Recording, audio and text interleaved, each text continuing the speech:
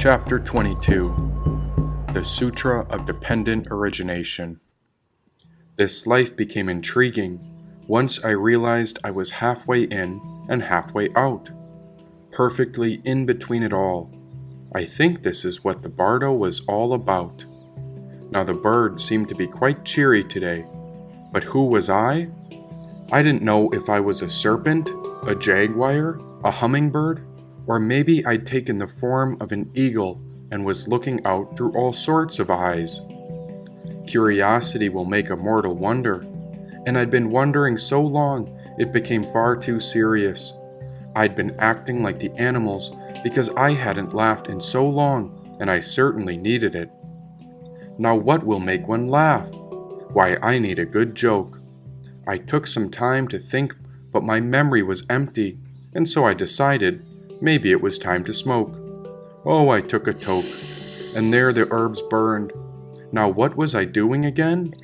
There was something for which I yearned. Oh, right! I was looking for a joke. Thank God and amen for this precious smoke. Now the joke never arrived, but maybe it was I. Yes, I was the joke. But how was I even alive? So maybe the laugh was over, or maybe it had yet to begin. Oh, that's right. Why, yes. I'm trapped in between living in human skin. But in between what? Maybe a rock and a hard place. No, that's not quite it. I'm trapped in an illusion watching behind this face. Now who was I? And what was this world all about? If only I knew where I was heading, then surely I'd find the right route. I think that's what I learned about patience. You never quite know what it's about. You just keep waiting. It's like a permanent holdout. Was I looking for something? And why had I left the beach? Oh, I think I need a laugh. Then I heard a great eagle screech. It flew around the mountain. Oh, that peak was profound and auspicious. There wasn't anywhere I was called to be, and so my feet started hiking upward when my spirit got ambitious. As I looked for the laugh, I stumbled upon an old spoked wheel. This was made of wood, and it had 12 spokes that were revealed. 12 spokes? Why, certainly that could make a good joke. And so I wondered while I took another puff of this divine and enlightening smoke. Oh goodness, I forgot about an offering. The flint had already made a fire to light the joint, and I started smoking so fast because I was trapped in my own poor suffering. Om tare tu tare, turve soha, I spoke. Ah, suffering. Now that is anything but a funny joke. So much of the world is hurting, and so many of us feel left behind, like this wheel with 12 spokes. Can you make suffering funny, Ma? I guess that's why comedians are so renowned. They can transform all of life's suffering and seriousness. Then all of a sudden I had to pee, and so I pulled my pants down. Watering a few flowers? Now where was my mind wandering to again? But before I knew it, my feet were walking, and we were on the move again. Hiking up the foothills, I kept wandering to find a funny joke, something to cheer me up. But all I kept thinking about was that broken down wheel and its 12 spokes. Maybe that was I. Was I broken down and lost? At least I had feet to carry me, and so I watched while this body walked. But about those spokes, I think it was leading me towards a grand joke, and so I kept a rolled joint in my lips and inhaled more smoke. Suffering. If only we could figure that one out.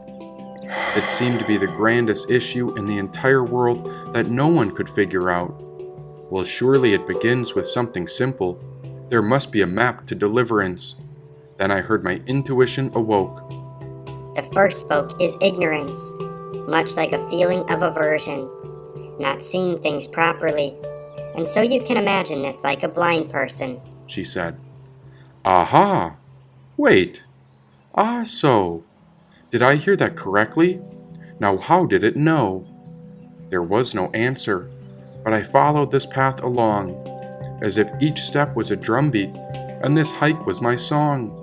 One foot after the other, was each step living or dying? some sort of phenomena appearing from a cause. Why, all of this was dependent on whatever was arising. Then my mind formulated a thought, and so my voice spoke. You said something about the first one, but what's the second of these 12 spokes? As long as there is ignorance, then there is formation, action, or karmic creation. Now you can interpret this like a potter working at an artistic station, she said. Wait a minute. I don't care much about these spokes. I'm out looking for a laugh. Now can you tell me a joke? Nope. Only silence. The intuition didn't even offer one hint, and so I heard my mind wander when I started to think, what was it about these spokes? And what do they have to do with anything? I'm out here trying to laugh, and meanwhile I'm caught in the cycle of suffering?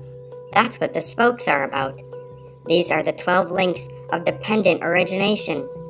It is what surrounds the wheel of life and the 6 states of existence. These 12 causes, or motivations, explain how suffering keeps continuing, she said. Oh, okay. Now you've got my attention. I want to get out of this terrible cycle. Now go on. What exactly are you trying to mention? These 12 links are called nidanas, and they surround the wheel of life. Dependent origination means that everything is dependent on something else. In essence, this is a map to understand suffering and strife, she said. Right. Well, I'm all ears, so keep going, Ma. I have no clue what any of it means, but can you better explain this dependent origination clause? Because nothing is as it seems. I thought you wanted a joke, she said. A joke? I took another hit of smoke. Of course I want a joke. Well, this wisdom is a sutra. It's not quite a clause, because it's more like a fact of nature, and this is one of her greatest laws, she said. Now I began to mope, because I really wanted a joke. Not even the herb could uplift my spirits, and I became so sad I couldn't even enjoy any more smoke. What's the difference between cats and commas? She asked. Huh? I don't know. Cats have claws at the end of their paws, but commas are the paws at the end of a clause, she giggled. Aha! The big sad was gone once this laugh had arrived. Now I giggled so loud I was brought back to life after the last breath out where I died. Oh goodness me, oh my, what a joy to be alive. I felt like a little kid. Yes, I giggled like a tiny boy. Or am I a boy that just died? Formations cause consciousness, which is the Nidana's third link. Consciousness propels one into existence like a jumping monkey, and this is called impelling, which represents the many ways one can think, she said. Well, this was getting quite good. I couldn't remember much these days, but I'm sure in the next life I would. Now what did she say? By the power of consciousness, one is linked to the mother's womb. There a body develops, where the fourth link appears like a person in a boat as name and form take shape. And so the skandhas of form, sensation, perception, formation, and consciousness are groomed. From here the fifth link looks like the 6 houses, and this is the 6 sense gates. Eyes, ears, nose, tongue, body, and mind take shape. From here contact is the 6th link, which is connecting to an object to a state. The senses and the mind make a connection, and so you can think of this as how a couple would embrace. Then the 7th link is sensation and feelings, and it's pictured as a person with arrows in his or her eyes. This is what we would call pleasure or painful. It is the variety between what depletes us or allows us to thrive. From here desires and craving develop. This is the 8th link. This is a constant dissatisfaction or annoyance with the present situation, and so it is pictured as a man with a drink. Through this grasping is the 9th link, where one becomes by acting with the body, speech, and mind. Then the 10th link creates karma that determines one's existence, and so it is pictured as a bride. After one becomes, One is reborn into a particular birthplace. This is the 11th link, seen as a woman giving birth, where conditions are assembled based on previous karma, like gender, background, geography, and race. Following rebirth, the 12th link is the continual process of aging for every creature, woman, and man. This is known as old age and death, and so it is pictured as an old man, she said. Ma was onto something very deep, and my inner antenna was tuned in. This great wisdom was a secret to where all of life's suffering did begin. These 12 links form a never-ending cycle that binds us to suffering, and the path you are on is looking to make it out of this vicious cycle. This is the purpose of your entire life, and if you can discover the way out, you must spread this teaching to many disciples. The concepts of this teaching is the chain of dependent origination, which describes the factors that perpetuates the cycle of birth, death, and rebirth. The 12 links in the chain are sequential, and this cycle is apparent everywhere on Earth. Each factor causes the following one. Because of this, that arises, and when that ceases, this also ceases. The more karma or weight one takes on, the more the cycle increases, and the more karma one works through or burns up, then their karma decreases, she said. So this is dependent arising, like the root of all cause and effect, as if our life was built upon many layers. Who we were was the karma we project and offset. Ah, so. Yes, now you know, she said. By this time, I had almost forgotten how far I had climbed, almost all the way up, and I suppose I'd look out from the mountain's peak, and then I'd turn around. Just as I reached the top, I felt my mouth drop. Who are you? I asked. Hello, my son, said a wise sage. I stopped, and now I noticed a few people were waiting among these clouds. They were examining me up and down, as if I wasn't allowed. What's wrong? A gentle man started laughing. Where have your pants gone? I looked down, and it seemed I totally forgot. I'd taken a piss at the bottom of the mountain, where my pants must have been dropped. Now I was in underwear, wearing the black poncho over my upper half. I took a step forward, but then I kicked a stone and nearly tripped over the medicine man's staff. What's your name? Is he hissing like a wild cat? The man paused. But he stubbed his foot. I took hold of a tree. Well, what do you know? Is that you, Jaguar Foot Tree? Said the gentle old sage. Me? Now this is awfully strange, and if you ever come to a meeting of the minds without pants, then I imagine you would also want to turn and run. I was ready to dash away, because this joke wasn't any fun. I'll tell you a joke if you stay. Now what do you say? Said the gentle old sage. I stopped dead in my tracks. A joke? Now the wise sage with the orange robe spoke. What did one Zen monk give to the other Zen monk for their birthday? We paused while I waited in the silence. I'm not sure. Nothing, said the man in orange robes. The group of sages on the mountaintop burst out laughing hysterically.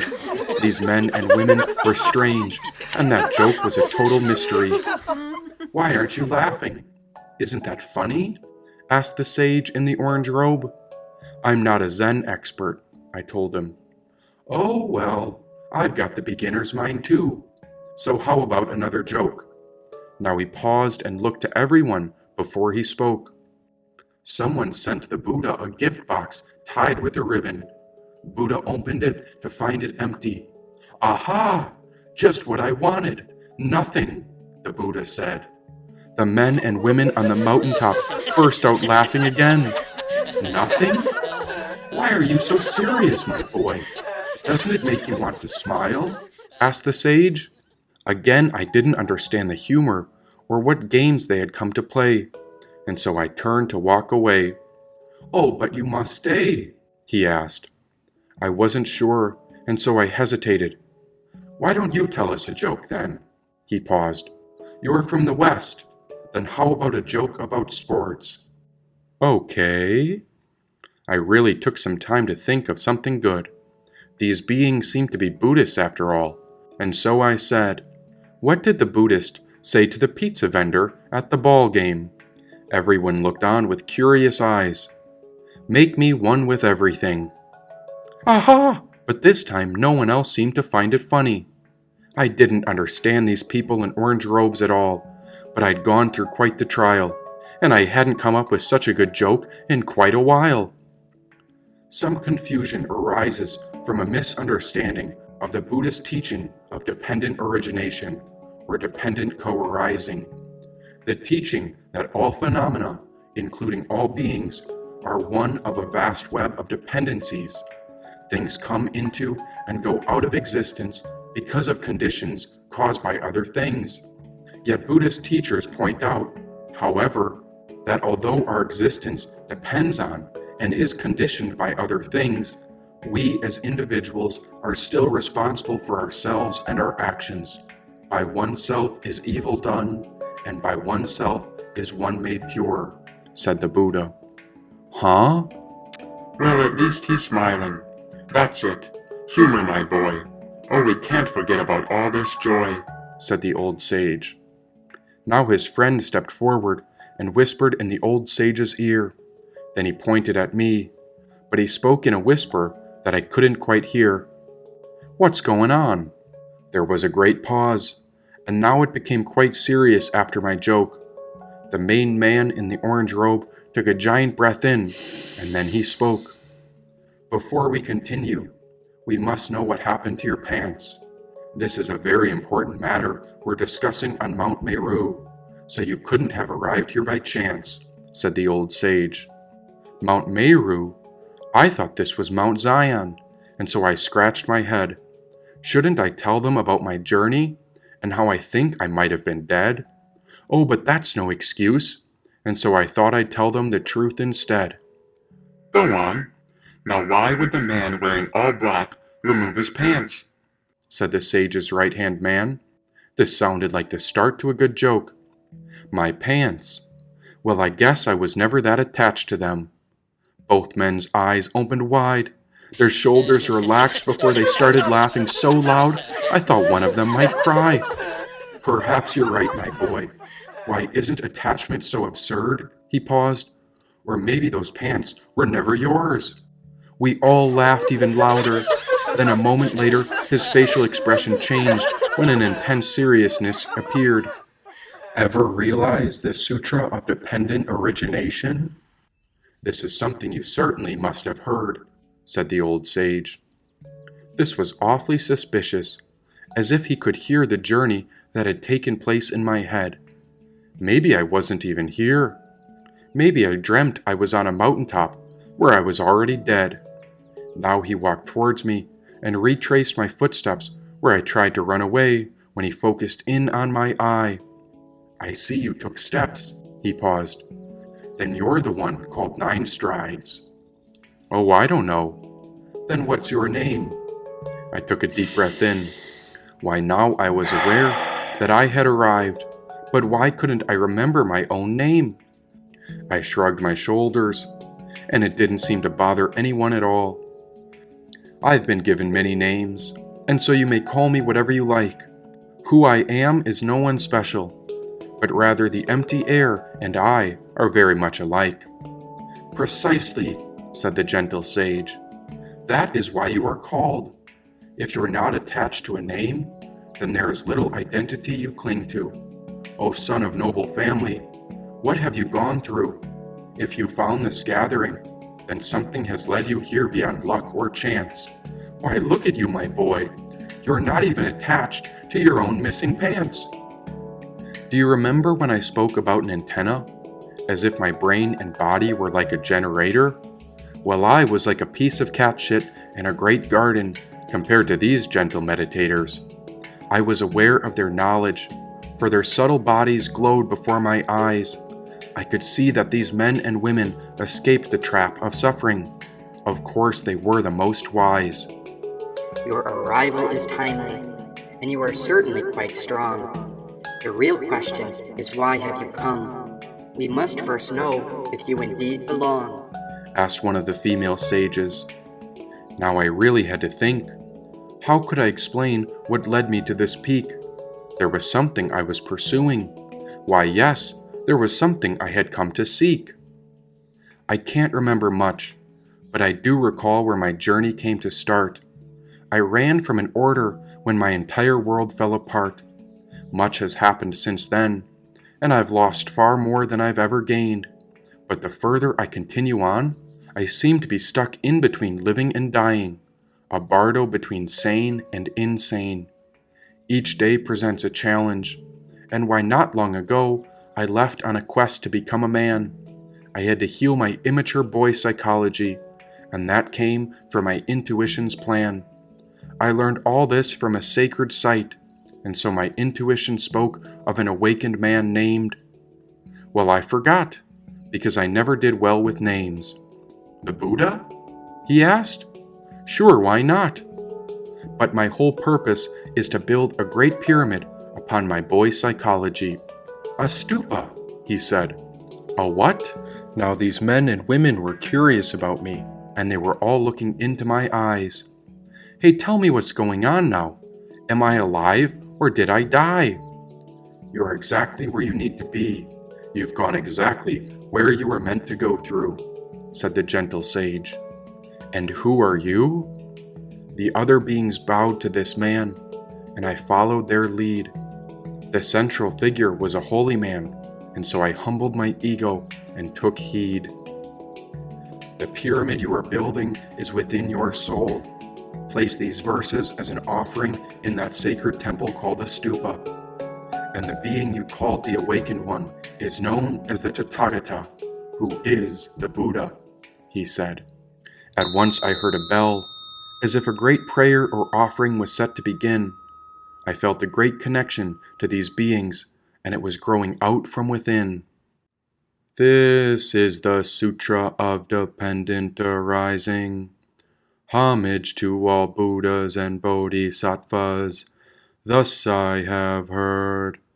The Blessed One was in the realm of the 33 gods, seated on the throne of Indra. With him were great hearers such as the Venerable Ashvajit, Bodhisattva, Mahasattva, such as noble Maitreya, noble Avalokiteshvara, and Vajrapani, who were adorned with immeasurable precious qualities, as well as various gods such as the great Brahma, who is the Lord of the Saha world, Narayana, the great Ishvara, Sakra, who is the chief of the gods, and Pankashiya, who is the king of the Gandharvas. On that occasion, the Bodhisattva Mahasattva Avalokiteshvara rose from his seat, and having draped his upper robe over one shoulder, knelt down with his right knee on the peak of Mount Meru. His palms together, he then bowed toward the Blessed One and addressed to him these words. Blessed One, the ones of God all really wish to build a stupa. Now that they are present in this entourage, please teach them the Dharma in such a way so that their merit of Brahma will increase, and the merit of the monks, nuns, laymen, and laywomen will increase much more than that of all the types of beings in the world of God, Maras, and Brahma, including renunciates and Brahmins. At this time the Blessed One spoke the verses of the Dependent Arising. Om dharma hetu pabhava hetum te kanta thangata haya vatat te kantayo nirurda evam bat maha karmana soha. Om ye dharma hetu parbhavaha hetun tekana tathagato hayavatat tekanteyo nirodha evam vatan maha karamaha soha. Om dharma hetu pabhava hetum te kanta thangata haya vatat te kantayo nirurda evam bat maha karmana soha.